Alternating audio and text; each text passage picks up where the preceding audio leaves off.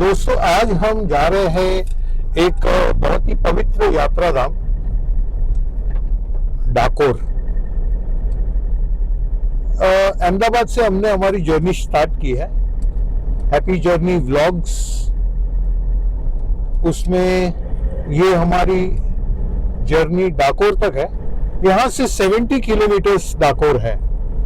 कोई ज़्यादा डिस्टेंस नहीं है, फिर भी हमें मुझे लगता है 1.5 आवर 2 आवर्स का डिस्टेंस कवर करना है।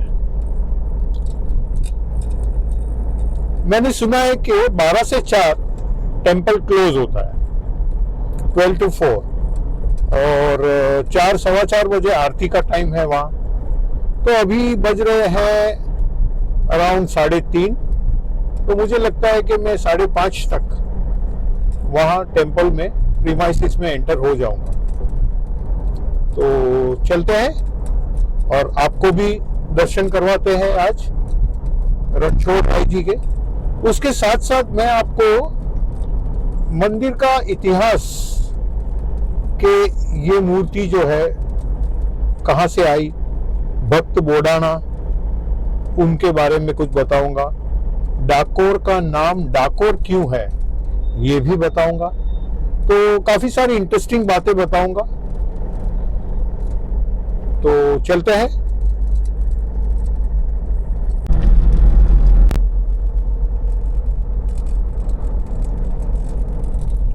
ये आ गया हमारा एक्सप्रेस हाईवे। ये एक्सप्रेस हाईवे अहमदाबाद से बड़ौदा तक है, और उससे भी आगे अब तो शायद वलसाड़ तक हो गया है।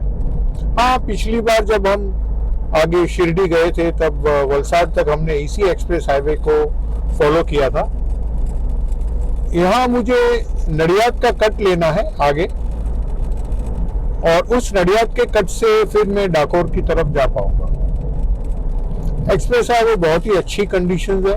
हालांकि ये टोल रोड है, यहाँ पर अच्छा खासा टोल लिया जाता है, लेकिन कंडीशंस बहुत अच्छी है।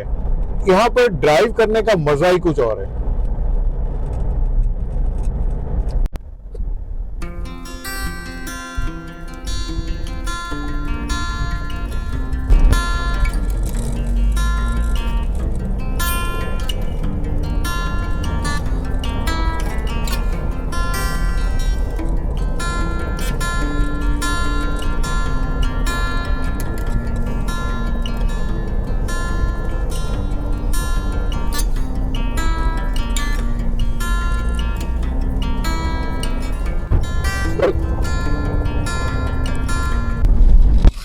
हेलो एवरीवन, हाय। तो आज हम जा रहे हैं डाकोर की यात्रा पर। ये एक अच्छी धार्मिक यात्रा है। यहाँ पर हम ठाकुर जी के दर्शन करेंगे। ये ठाकुर जी द्वारिका से यहाँ पर आए हैं। अब द्वारिका से ठाकुर जी कैसे आए? खुद चल कर आए? नहीं, उन्होंने अपने एक भक्त को बुलाया। तो अब मैं आपको डाकोर के बारे में कुछ अच्छी बातें बताऊंगा। इसका नाम डाकोर कैसे हुआ? सबसे पहले तो यहाँ पर एक डंक ऋषि रहते थे, और डंक ऋषि उन्होंने शिव की बहुत तपस्या की, 12 साल तक तपस्या की। और जब शिव 12 साल बाद प्रसन्न हुए तो डंक ऋषि को कहते हैं कि मांग तुझे क्या चाहिए। तो उसने कहा मुझे कुछ नहीं चाहिए, मुझे सिर्फ आप अपनी भक्ति दे दीजिए। तो शिव तो बहुत प्रसन्न हुए कि शिव जी के प्रसन्नता का पार न रहा, और उन्होंने कहा कि इतनी तपस्या के बाद अब तुझे सिर्फ मेरी भक्ति चाहिए, तो मैं तुझे वरदान देता हूँ कि तू जहाँ है, तेरी ये जन्मभूमि पर एक बार श्री कृष्ण साक्षात आएंगे और यहीं रह जाएंगे। तो डंक ऋषि के नाम से ये जगह का नाम डंकपुर हुआ। जैसे डाकोर का पुराना नाम डंकपुर है। आज भी डंकपुर में डंकनाथ डंकेश्वर महादेव का मंदिर है, शिव जी का मंदिर है, बहुत प्राचीन। उसके अलावा जैसे एक भक्त बोडाना थे। भक्त बोडाना 20 साल की उम्र से उन्होंने हर साल एवरी ईयर डाकोर से द्वारिका जाना शुरू किया, क्योंकि वो श्री कृष्ण के अनन्य भक्त थे। बहुत गहरी भक्ति थी उनकी। हर साल वो जाते थे और हाथ में एक तुलसी का पॉट लेकर जाते थे, जिसमें तुलसी के बीज बोते थे, और द्वारिका 2.5 महीने का समय लगता था उनको पहुंचने को, क्योंकि वो चलकर जाते थे। तो 17वीं सदी की ये बात है। जब 2.5 महीना चलकर जाते थे तो तब तक वो तुलसी जो है वो बड़े बड़े हो जाते थे, पॉट में ग्रो कर जाते थे बड़े होकर, और उसी तुलसी के पान जो ठाकुर जी को अति प्रिय है वो उन्हें अर्पण करता था भक्त बोडाना। इसी तरह ठाकुर जी की उसने 71 साल भक्ति की, यानी कि उनकी 91 एज हुई, 91 साल, तब तक बोडाना भक्त ने एक नित्य क्रम की तरह हर साल द्वारिका, डाकोर से द्वारिका जाना और वापस आना, ये भक्ति की। लेकिन जब वो 92 साल के हुए, यानी कि 71 के बाद 72 साल की भक्ति का टर्न आया, तब उनको लगा कि अब वो बहुत वृद्ध हो गए हैं, उनके पैर चल नहीं रहे हैं, तो अब ये आगे ये चलकर नहीं जा पाएंगे। तो उन्होंने ठाकुर जी से विनती की कि भाई मैं आपके दर्शन के लिए हर साल आता हूँ, लेकिन अब मेरा जो शरीर है वो मुझे परमिशन नहीं दे रहा कि मैं इस तरह से आगे भी आपकी भक्ति के लिए आ सकूं। तो ठाकुर जी ने कहा कि सपने में आकर कहा, ऑब्वियसली, कि एक बार तो एक बैलगाड़ी को लेकर आ। तो उन्होंने एक बैल को जोड़ा और बैलगाड़ी लेकर गए द्वारिका। अब बैलगाड़ी में जब गए तब वहां के जो पुजारी है, गुगड़ी ब्राह्मण बोलते जिसको, उन्होंने पूछा कि भाई तुम तो हर साल बोडाना भक्त चलकर आते हो, इस साल बैलगाड़ी लेकर क्यों आए हो? तो के ठाकुर जी ने मुझे आज्ञा की है कि तुम बैलगाड़ी लेकर आना, मैं तुम्हारे साथ चलूंगा। ठाकुर जी, तो वहां के जो ब्राह्मण थे वो तो बहुत गुस्सा हो गए। उनका गुस्से से आग बबूला होकर इनको बाहर निकाल दिया कि नहीं, ये तो हमारे ठाकुर जी है, तुम अगर इन्हें ले जाओगे तो हमारे बाल बच्चे तो भूखों मर जाएंगे, ऐसा तो हो ही नहीं सकता। तो वो तो भक्त बोडाना निराश होकर, जैसे गांव का जो बॉर्डर होता है, सीमा, वहां जाकर वो बैलगाड़ी में ही सो गए। आधी रात को सारे ताले तो तोड़कर भगवान उनके सामने प्रकट हुए।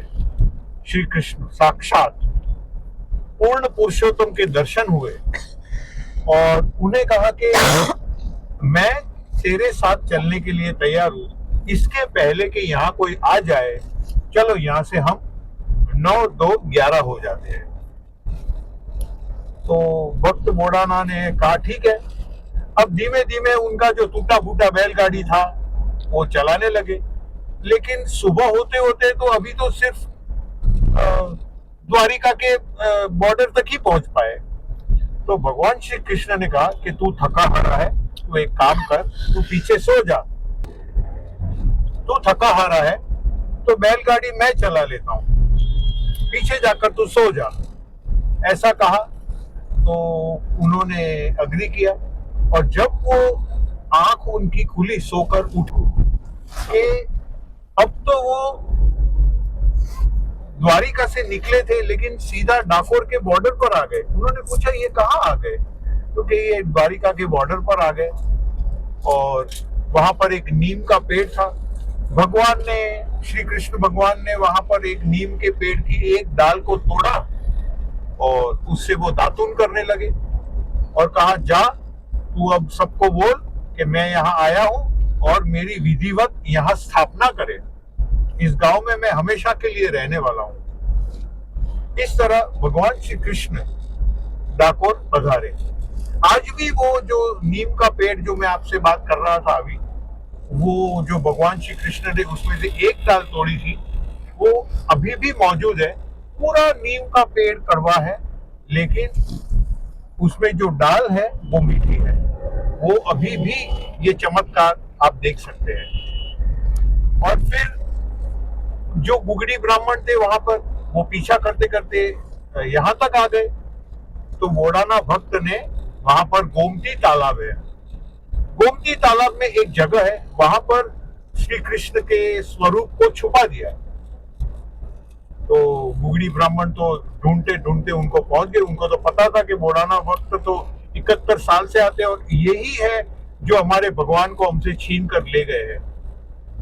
तो उन्होंने पूछा कहाँ है हमारे श्री कृष्ण, और इसी तरह उन्होंने बातों बातों में भाला मार दिया। और भाला मारा तो अनफॉर्चुनेटली, बदकिस्मती से मोड़ाना भक्त की मृत्यु हो गई भाला लगने की वजह से। तो उनकी बीवी थी गंगाबाई, उन्होंने बोल दिया कि जो आप जिसे ढूंढ रहे हैं वो गोमती तालाब में है, भगवान श्री कृष्ण का स्वरूप, आप वहां से ले जाइए। मेरे तो मोड़ाना भक्त, मेरे पति जो है वो नहीं रहे, तो अब मैं क्या करूंगी। तो गुगड़ी ब्राह्मणों ने पानी में छलांग लगा दी, लेकिन वो उस मूर्ति को वहां से हिला नहीं सके, क्योंकि इतना वजन बढ़ गया उस मूर्ति का, इतना वजन बढ़ गया। तो इतने सारे ब्राह्मण मिलकर भी हिला नहीं सके।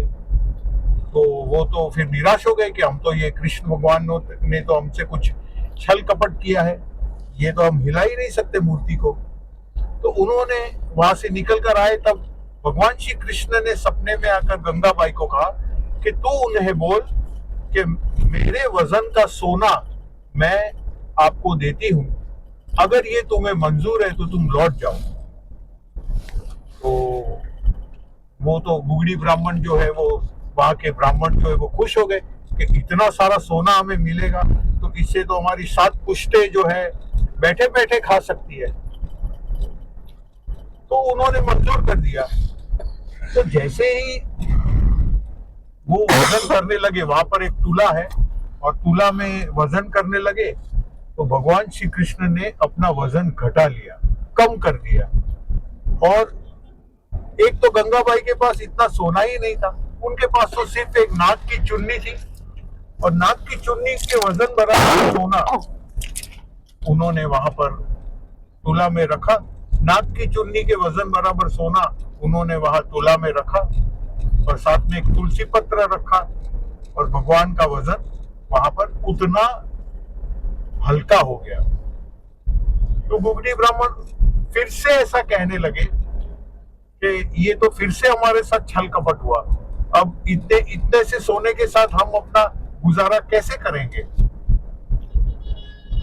तो ऐसे करके गुजारा कैसे करेंगे, ये तो हमारे साथ छल कपट हो रहा है।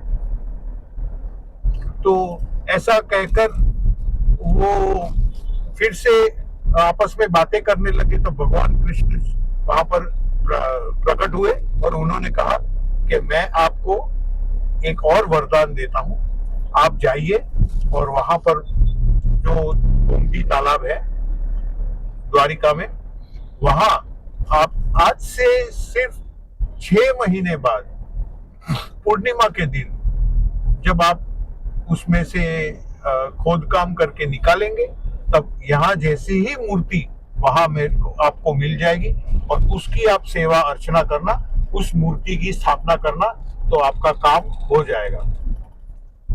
ऐसा कहकर गुगड़ी ब्राह्मण को उन्होंने वहां से रवाना कर दिया। लेकिन वो जैसे ही द्वारिका पहुंचे, उनको विश्वास नहीं हुआ कि भगवान ने हमको पहले वजन वाले करके, बाद में हल्के हो गए लोग, और फिर उसके बाद इतना सा सोना देकर हमें भेज दिया। अब 6 महीने की बात कर रहे हैं, 6 महीने के बाद अगर हमें कुछ नहीं मिला तो उनको भरोसा ही नहीं हुआ। तो उन्होंने इतना इंतजार ना करते हुए 6 महीने के बदले सिर्फ 3 महीने में ही वहां से मूर्ति निकाल ली। इसी तरह अगर 3 महीने में मूर्ति निकल गई, तो जो भगवान श्री कृष्ण की मूर्ति है द्वारिका में, उसकी एक आंख बंद है और एक आंख अर्ध खुली है। मतलब ये अपरिपूर्ण मूर्ति है। आप अगर देखेंगे डाकोर में मूर्ति के 4 हाथ है, चारों भुजाएं, और चारों भुजाओं में से 3 भुजा ऐसे ऊपर है, 1 भुजा नीचे। लेकिन जो द्वारिका में मूर्ति है उसकी चारों भुजाएं नीचे की तरफ है। तो इस तरह श्री कृष्ण की ये जो मूर्ति है, ऐसा चमत्कार हम डाकोर में देखते हैं। ऐसा चमत्कार हमने साक्षात्कार किया है। डाकोर में जो प्रभु बैठे हैं वो साक्षात श्री कृष्ण बैठे हैं। और ऐसे पवित्र यात्रा धाम की आज हम आपको मुलाकात कर रहे हैं। बोलो रणछोड़ रायनी जय।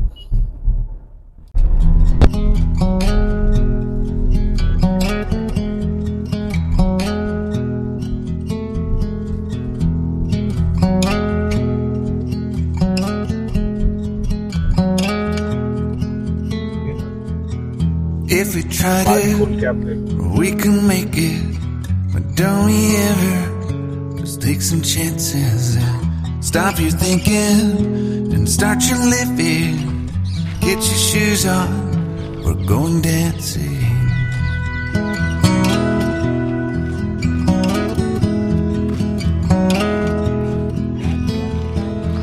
These little problems, we could solve them. Try another, but I know you've got one. But there's no hurry, the lights calling. In the van we're driving to Austin.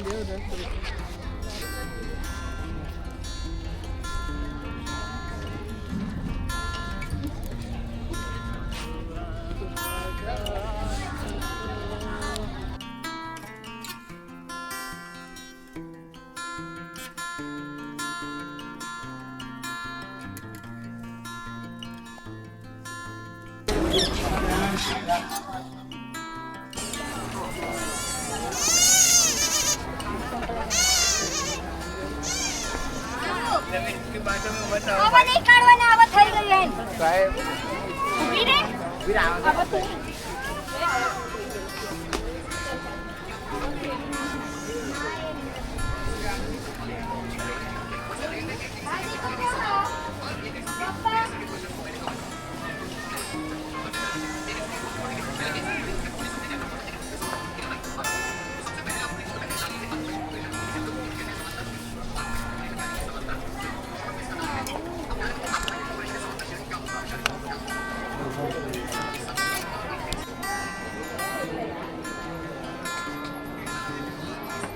આ એ જ સ્થાન છે જ્યાંથી શ્રી ભક્ત શ્રી બોડાણાને प्रभु को द्वारका से लाकर यहाँ पर छुपाया गया था ताकि बिगड़ी ब्राह्मण उन्हें ढूंढ ना पाए। ये वही स्थान है, ये बहुत ही पवित्र स्थान है।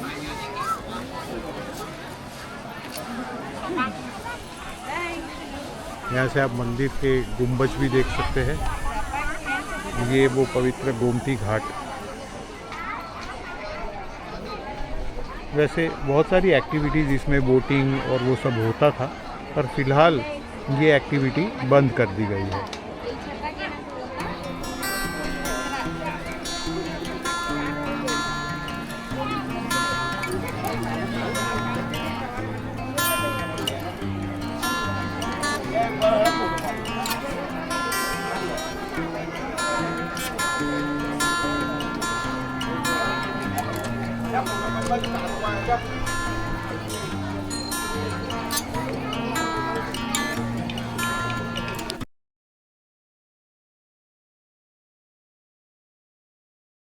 શ્રી મહાપ્રભુજીની બેઠક ડાકોર।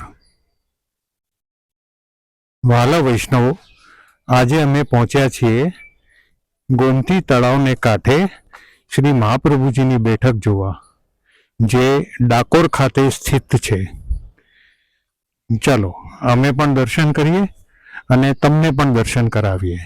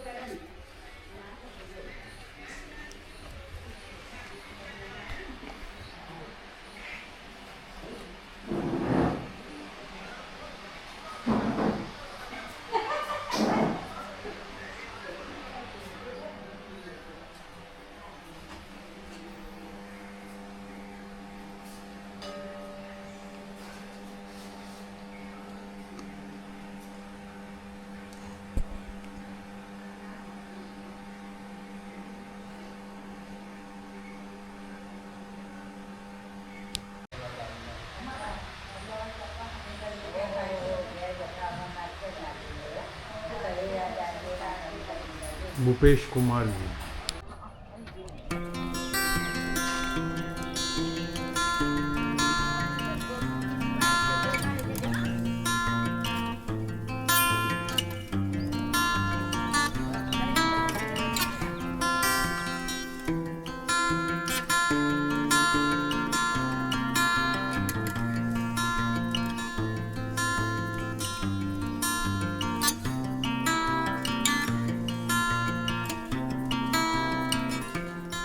हेलो।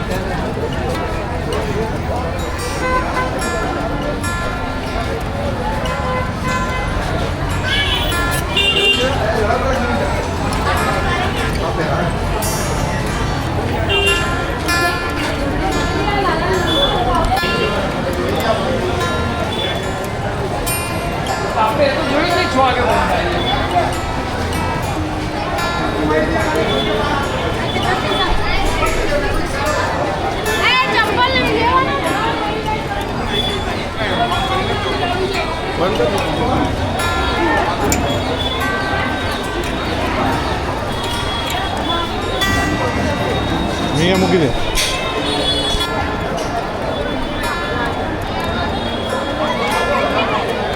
राधे राधे। राधे राधे।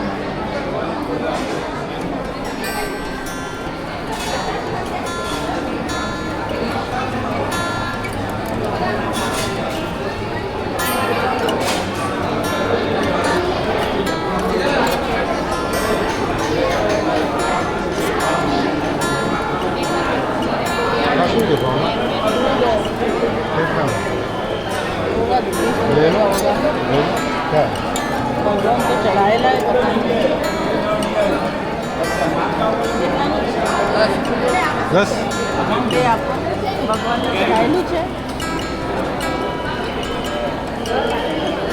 નાનકડી હામારે પાડે. એ કોણ આપો છે?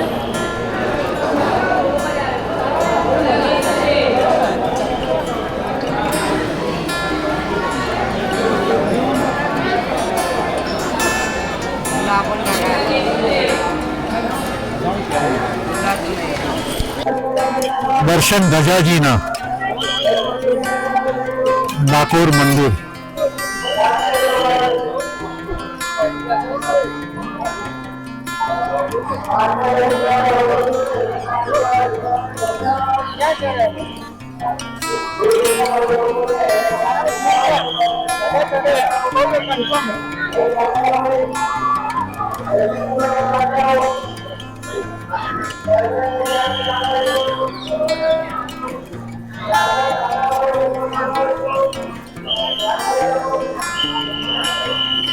ડાકોર ગજાજીના દર્શન.